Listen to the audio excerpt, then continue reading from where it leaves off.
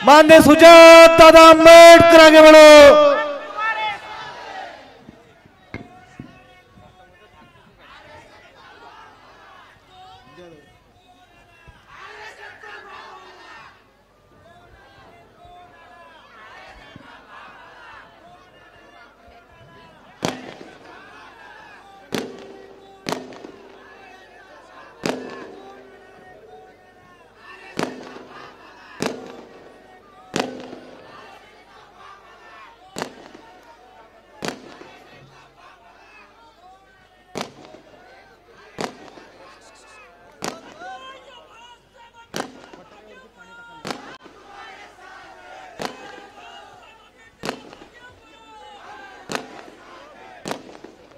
मागच्या लोकांना आवाज येतोय?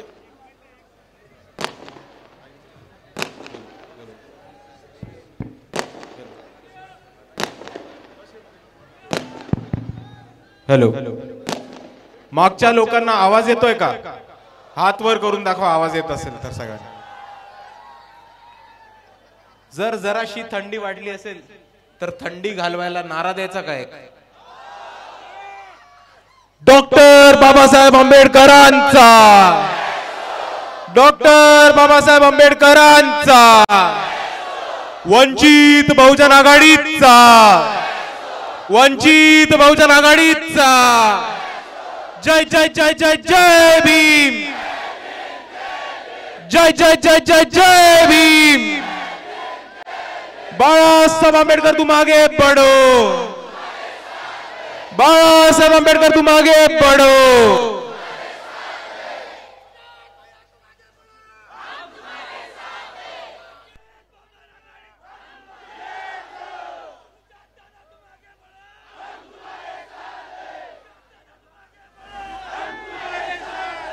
समतेचे विचार रुजवणारे सर्व महामानवांना त्रिवार अभिवादन करतो.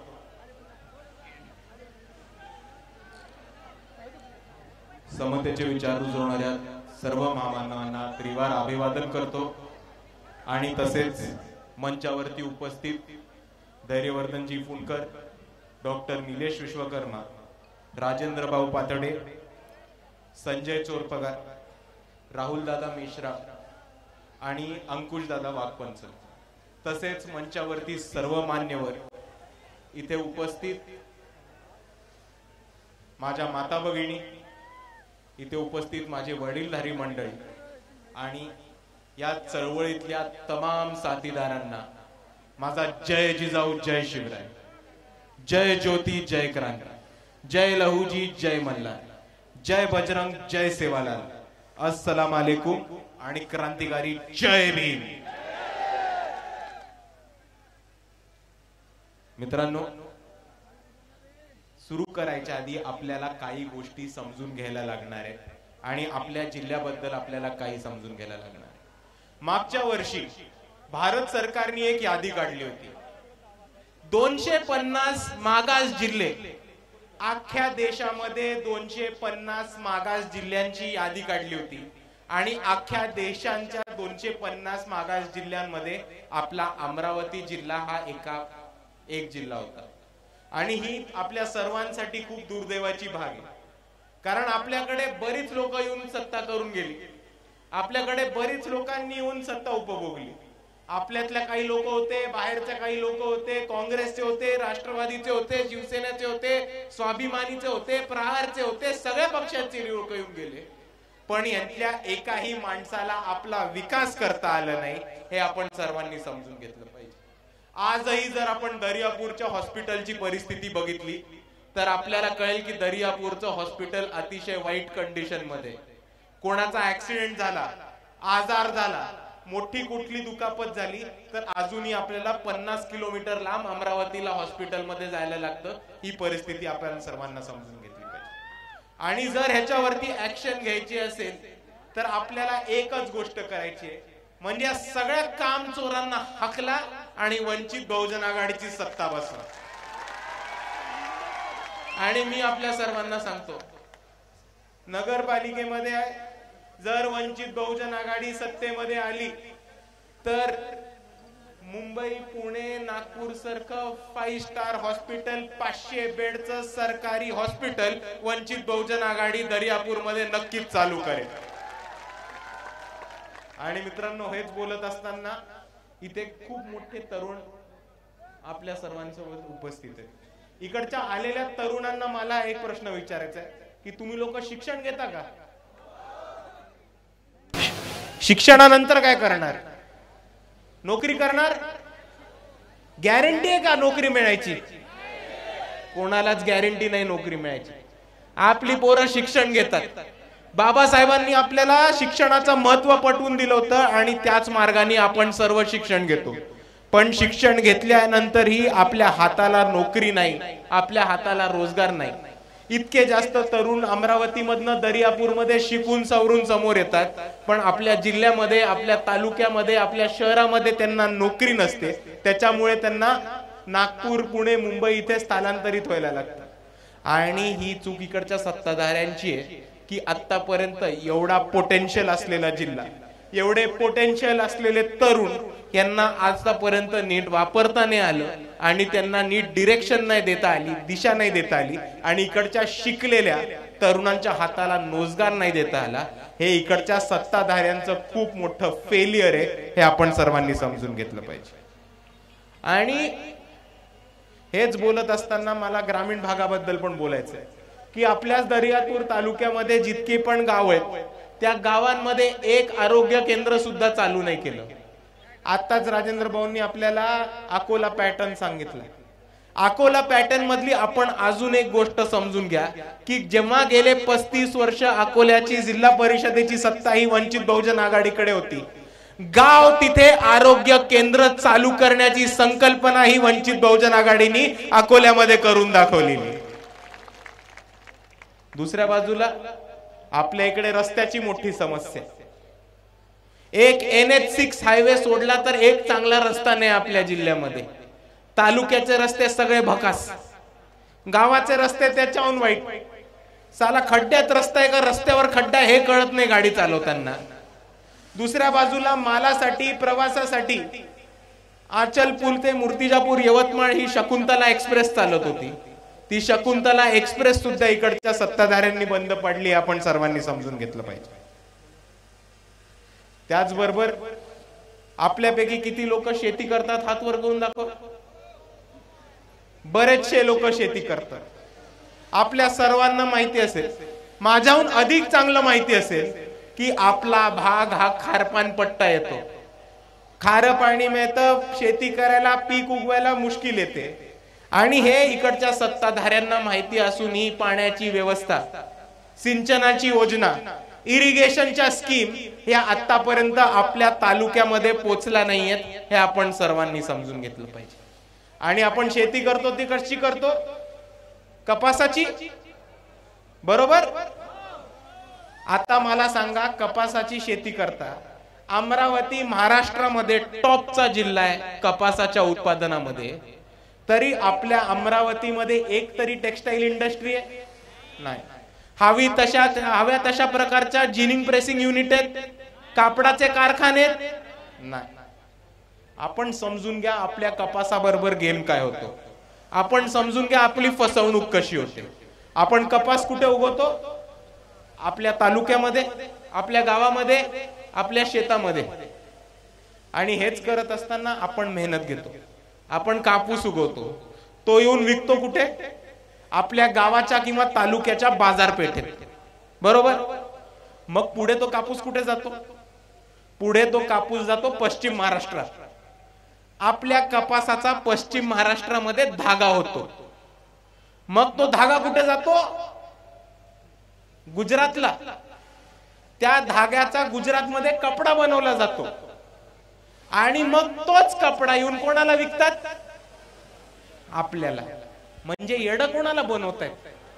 आपल्यालाच। मित्रांनो, मुद्दा समजून घ्या। मेहनत करता तुम्ही, शेत कसता तुम्ही, कपास उगवतात तुम्ही, त्याचा धागा बनतो पश्चिम महाराष्ट्रामध्ये आणि त्याचा कपडा बनतो गुजरातमध्ये। आणि आपल्याच कपासाचा कापड, आपल्याच कपासाचा कपडा हा आपल्याला 4 पट 5 पट किमतीमध्ये अमरावतीमध्ये येऊन विकला जातो। आणि म्हणून वंचित बहुजन आघाडीने एक संकल्पना केली, अकोल्याची जिल्हा परिषद तर आम्ही 100% जिंकणार आहोत, हे लिहून घ्या।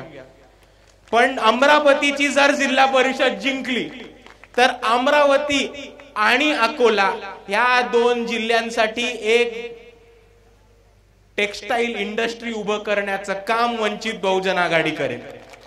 याच टेक्सटाईल इंडस्ट्री मधनं अमरावती जिल्ह्यामध्ये दरवर्षी तरुणांसाठी 10,000 रोजगार निर्मितीचं प्रयत्न आम्ही टेक्सटाईल इंडस्ट्रीच्या माध्यमातून करू।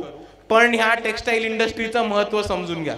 एकदा ही टेक्सटाईल इंडस्ट्री उभी राहिली की कापूस पण अमरावतीचा, धागा पण अमरावतीत मध्येच बनणार, त्याचा कपडा पण अमरावतीमध्ये बनणार आणि त्या कपड्यावरती विकलेला मुनाफा, फायदा आणि पैसा हा फक्त आणि फक्त अमरावतीच्याच शेतकऱ्यांचा राहणार, हे आपण सर्वांनी समजून घेतलं पाहिजे।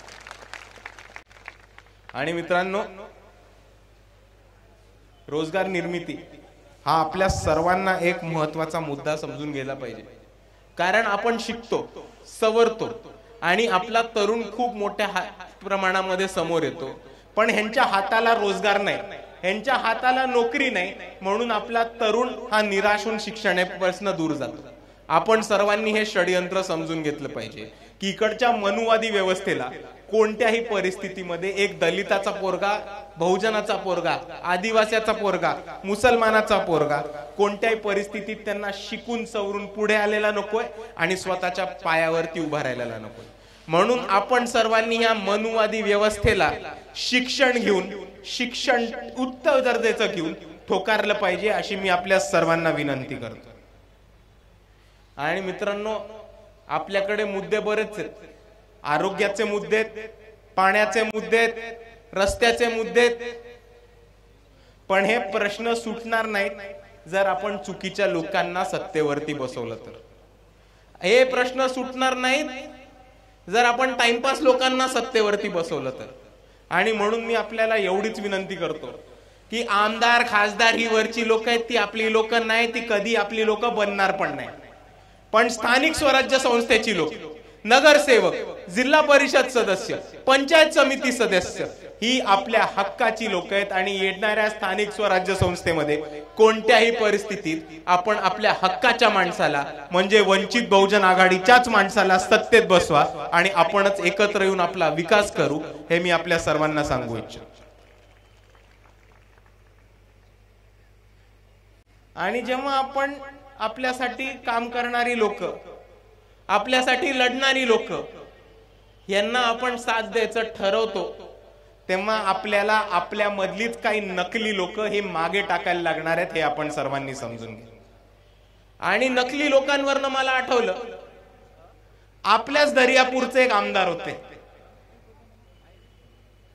आमदार असताना दर्यापूरमध्ये एक बाबासाहेबांची कमान पाडण्यात आली। ज्या लोकांनी त्याच्याबद्दल आंदोलन केलं त्या लोकांना पोलिसांनी अरेस्ट केलं, पोलिसांनी दबाव टाकला। आमदार तेव्हा बौद्ध समाजाचा होता, आमदार कुठल्या बिळात लपून बसलेला हे अजून कोणाला माहित नाही। बाळासाहेब आंबेडकरांना अमरावतीमध्ये यायला लागलं, कलेक्टरला एसपी ला टाईट करायला लागलं, त्या लोकांना न्याय मिळवून द्यायला लागला आणि जी कमान पडली होती त्या लोकांना एक परत कमान बांधून देऊ ह्याचं आश्वासन बाळासाहेब आंबेडकरांना द्यायला लागलं होतं। आणि हे चालत असताना जर एक बौद्ध आमदार इकडे होता तर त्याचा काय फायदा? काहीच नाही, तुम्हाला माहितीये काहीच नाही फायदा। पण तरी त्याच आमदारांना आपण पुढे जाऊन आपल्या डोक्यावर बसून खासदार सुद्धा बनवलं। अरे आमदार बनून काय फायदा नव्हता, खासदार करून काय घंटा फायदा होणार आहे?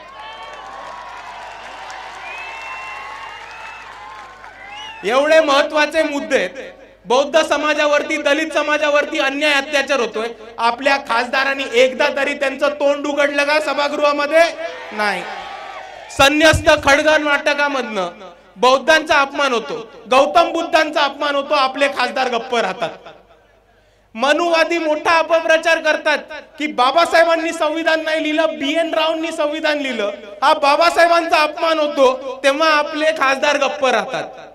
जेव्हा इकडचे ब्राह्मण आणि मनुवादी महाबोधी बुद्ध विहार स्वतःच्या गळ्यात टाकायचा प्रयत्न करतात, स्वतःच्या घशात टाकायचा प्रयत्न करतात, तेव्हा आपले खासदार मूग गिळून गप्प बसतात. आणि अशा लोकांचा फायदा नाही, अशा टाइमपास लोकांना उचलून टाकून द्या, एवढी मी आपल्या सर्वांना विनंती करतो. आणि हेच बोलत असताना मी आधी एक वादग्रस्त वक्तव्य केलं होतं आणि मी ते परत आज तुमच्या समोर तुमच्या अमरावतीमध्ये रिपीट करतो की माणूस कोणत्याही जातीत जन्मला त्यानी फरक पडत नाही. माणूस बौद्ध जातीत जन्मला, महार जातीत जन्मला, त्यानी फरक पडत नाही.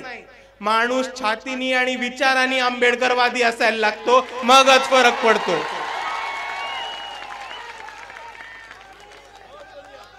आणि हेच वक्तव्य मी भूषण गवई साहेबांबद्दल केलं होतं, तेव्हा मला अमरावतीतल्या काही लोकांनी खूप विरोध केला होता.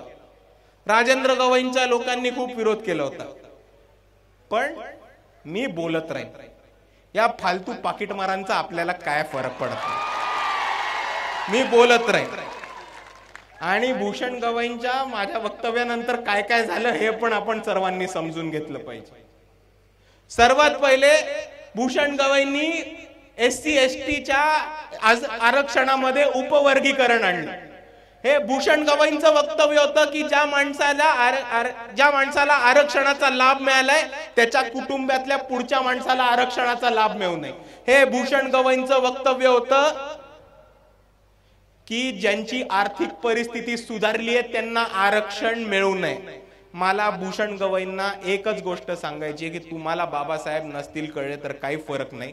तुमच्याच अमरावती मधली लोक तुम्हाला बाबासाहेब समजून सांगतील आणि तुम्हाला प्रेमाने हे सुद्धा सांगतील की आरक्षण काय गरिबी हटाव प्रोग्राम नाहीये. आरक्षण इकडच्या जातीवादाविरुद्ध, मनुवादाविरुद्ध, अन्याय अत्याचाराच्या विरुद्ध आमचं कवच आहे आणि आमचं प्रतिनिधित्व आहे. आणि तुम्ही काही करा, जोपर्यंत इकडच्या मनुवाद्यांच्या आणि इकडच्या जातीवाद्यांच्या डोक्यामधनं जात नाही तोपर्यंत आम्ही काय आरक्षण सोडत नसतो.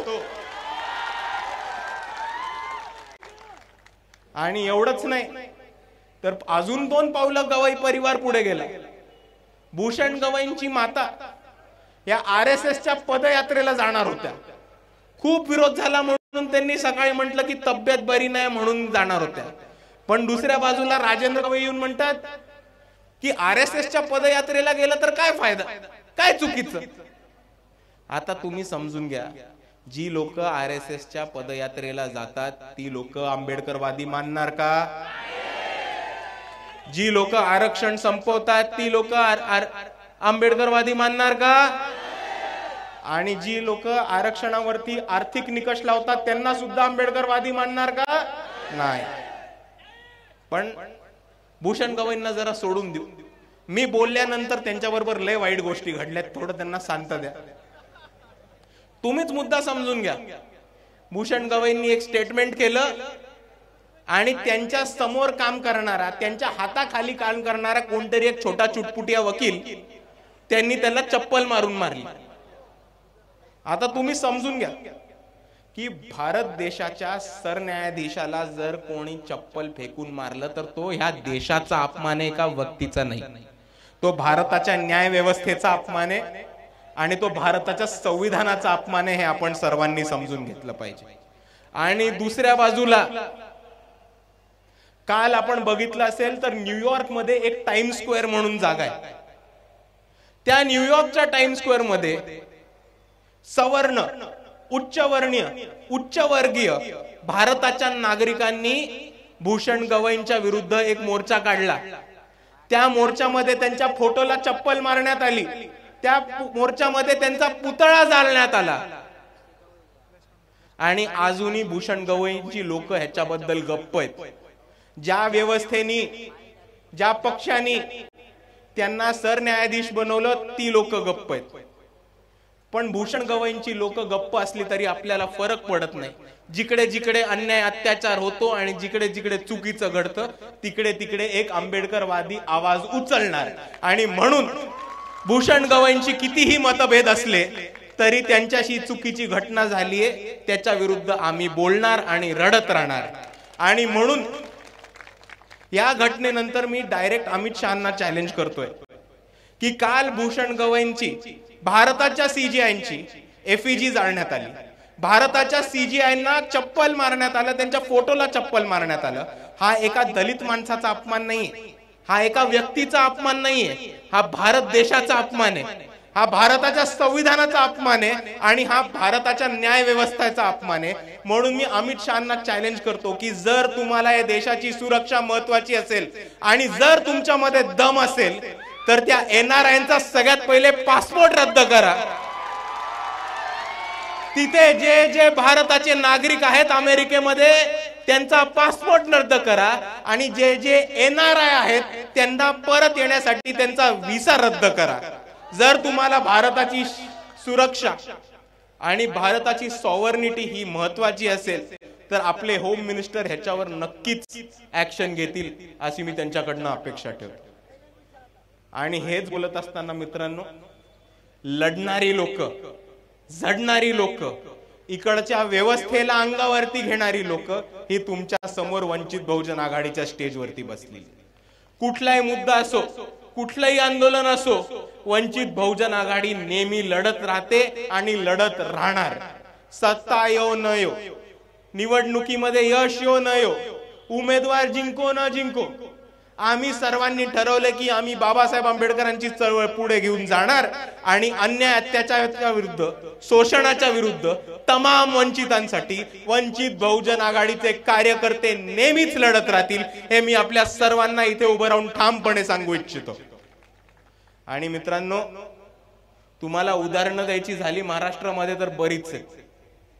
जेव्हा या महाराष्ट्रामध्ये मुसलमान पोरांना टिपू सुलतानचे फोटो ठेवण्यासाठी अरेस्ट करणार होते तेव्हा ही वंचित बहुजन आघाडी होती। जेव्हा टिपू सुलतानचा फोटो आपल्या स्टेजवरती लावला आणि म्हटलं की पोलिसांना की दम आहे तर आम्हाला अरेस्ट करून दाखवा। या महाराष्ट्रामध्ये पोलिसांना अंगावरती घेणारी, पोलिसांना नडणारी आणि पोलिसांचा माज उतरवणारे कोणतं पक्ष असेल तर ती वंचित बहुजन आघाडी। आणि मी तुम्हाला उदाहरण देऊन सांगतो, हवेत नाही बोलत, उदाहरण देऊन सांगतो। आपल्या सर्वांना कोथरूड पोलीस केस माहिती असेल। 3 मुलींच्या घरी रात्री पोलीस जातात, त्यांना जातीवाचक शिव्या देतात, त्यांना दिवसभर उचलून ठेवतात, दिवसभर एका स्टेशन मधनं दुसऱ्या स्टेशन मध्ये, तिसऱ्या स्टेशन मध्ये व्हॅन मधनं फिरवतात। आणि त्याच्यानंतर वंचित बहुजन आघाडीची लोक गेली, कार्यकर्ते गेले आणि प्रेशर टाकून ही एसपी ला भेटून, सीपी ला भेटून, ऍडिशनल सीपी ला भेटून 4 दिवस झाले तरी FIR दर्ज करायला पोलिसांनी नकार दिला होता। वंचित बहुजन आघाडीने या पोरींच्या वतीने केस केली। पुण्याचे जिल्हा अध्यक्ष, शहर अध्यक्ष ऍडव्होकेट अरविंद तायडे या पोरींच्या वतीने पोलिसांच्या विरुद्ध काळा कोट घालून कोर्टात उभे राहिले। आणि परवाच एक महत्वाचा निर्णय आला की ह्या पोलिसांवरती कारवाई झाली पाहिजे, या पोलिसांवरती अट्रॉसिटी दाखल झाली पाहिजे। आणि हा वंचित बहुजन आघाडीने पोलिसांना दिलेला दणका होता। आपल्या सर्वांना सोमनाथ सूर्यवंशी प्रकरण माहिती असते। आपल्या महाराष्ट्राचे मुख्यमंत्री खोटं बोलतात की सोमनाथ सूर्यवंशी कार्डियक अरेस्टनी गेले। ह्या बाळासाहेब आंबेडकरांचा हट्ट होता, त्यांचा आदेश होता की सोमनाथ सूर्यवंशीचं पोस्टमॉर्टम हे कॅमेरामध्ये झालं पाहिजे, ऑन कॅमेरा झालं पाहिजे। परभणी पोलिसांनी म्हटलं की आमच्याकडे फॉरेन्सिक लॅब नाहीये, आमच्याकडे हॉस्पिटल नाहीये जिकडे कॅमेरावरती पोस्टमॉर्टम करू शकतो। आम्ही म्हटलं फरक नाही पडत, पोस्टमॉर्टम हा कॅमेरावरती होणार, औरंगाबाद मध्ये करायला लागला तर औरंगाबाद मध्ये करा। पोलिसांनी सोमनाथ सूर्यवंशीची बॉडी एका ॲम्ब्युलन्स मध्ये टाकून फिरवायचा प्रयत्न केला। वंचित बहुजन आघाडीच्या कार्यकर्त्यांनी त्यांचा ताफा त्या ॲम्ब्युलन्स आणि पोलीसवाल्यांच्या समोर नेला। पोलिसांच्या गाडीला रस्ता रोको केला, पोलिसांची गाडी रोखली, ती गाडी तशीच्या तशी वळवली, ॲम्ब्युलन्स औरंगाबादला नेली आणि औरंगाबाद मध्ये सोमनाथ सूर्यवंशींचा पोस्टमॉर्टम हा ऑन कॅमेरा केला। आणि त्या पोस्टमॉर्टम मध्ये हे सिद्ध झालं की सोमनाथ सूर्यवंशींना कोणताही कार्डियक अरेस्ट आला नव्हता। सोमनाथ सूर्यवंशीची मृत्यू ही पोलिसांच्या मारहाणीमध्ये झाली होती। आणि ह्या पोलिसांना खोटं पाडणार, या देवेंद्र फडणवीसांना महाराष्ट्र समोर खोटे पाडणारे कोण होते तर ते बाळासाहेब आंबेडकर आणि वंचित बहुजन आघाडी होते. तुम्हाला सोप्यात सांगतो, सोप्यात मुद्दा सांगतो. वंचितची लोक वेगळी आहेत जरा. तुम्हाला माहितीये पोलीस लोकांना कस्टडीमध्ये घेते की नाही घेत? वंचितची लोक वेगळी आहेत. तुम्ही कोथरूड प्रकरण बघा, सोमनाथ सूर्यवंशीचे प्रकरण बघा. पोलिसांना आम्ही कस्टडीमध्ये घेतलंय. हा एकमेव असा पक्ष आहे जो पोलिसांना कस्टडीमध्ये घेऊ शकतो. आणि ह्याचं अजून एक उदाहरण म्हणजे जेव्हा वंचित बहुजन आघाडीने RSS वरती आंदोलन केलं होतं तेव्हा महाराष्ट्रामध्ये खूप जास्त प्रतिसाद मिळाला होता. तरुणांना खूप उत्साह आला होता आणि तरुण आपल्या मोर्चाबद्दल, RSSच्या विरोधातल्या मोर्चाबद्दल, आंदोलनाबद्दल फेसबुकवरती स्टेटस टाकत होते, पोस्ट लिहित होते. आणि RSSनी पोलिसांच्या मार्फत त्यांच्यावरती एक दडपशाहीचं मोहीम चालू केलं. ज्या ज्या तरुणांनी पोस्ट टाकली होती, ज्या ज्या तरुणांनी स्टेटस ठेवलं होतं, पोलिसांचा त्यांना फोन आला आणि विचारलं की तू हे का करतोय, हे डिलीट कर पोलीस स्टेशन मध्ये. वंचित बहुजन आघाडीने एक ऑफिशियल पत्रक काढलं, अख्ख्या राज्य कार्यकारिणी सदस्यांच्या सहीने एक पत्र काढलं आणि ज्याच्यामध्ये वंचितच्या कार्यकर्त्यांना सरळ आदेश होता की पोलिसांचा चुकीचा दडपशाहीचा फोन आला तर डायरेक्ट रेकॉर्ड करा. असा कोणताही पक्ष नाहीये जो कार्यकर्त्यांना म्हणतो पोलिसांचे फोन रेकॉर्ड करा. हे फक्त वंचित मध्ये होतं, अजून कुठे नाही होत. जर तुम्हाला 6 वाजता नंतर पोलिसांचा फोन आला आणि म्हटलं पोलीस स्टेशन मध्ये या, तर आम्ही डायरेक्ट म्हटलं जायला नकार द्या, वंचितच्या कार्यकर्त्यांना भेटा, ते पोलिसांना बघून घेतील. हा लढणाऱ्यांचा पक्ष आहे. सोमनाथ सूर्यवंशी असो,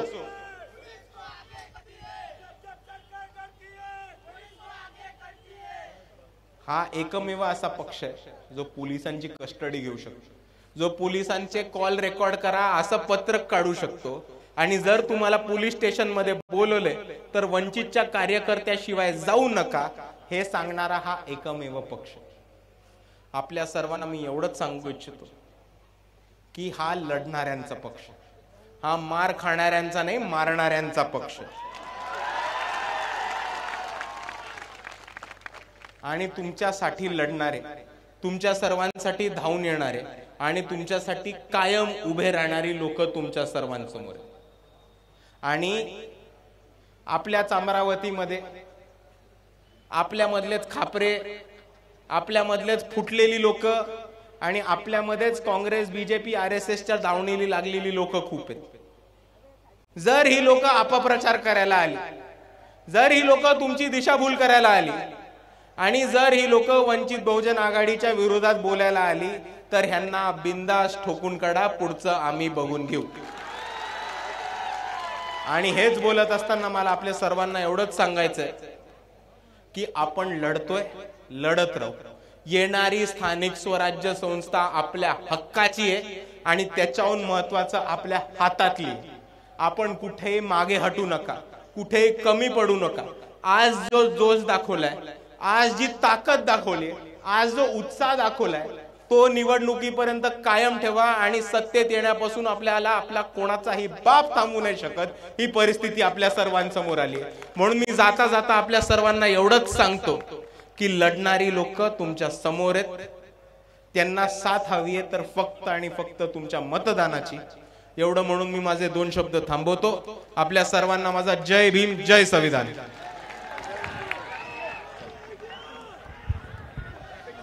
राष्ट्रगीत होणार आहे, जागेच उभे राहा, कोणी हलू नका. राष्ट्रगीत होणार आहे, सुरू करा, राष्ट्रगीत सुरू करा.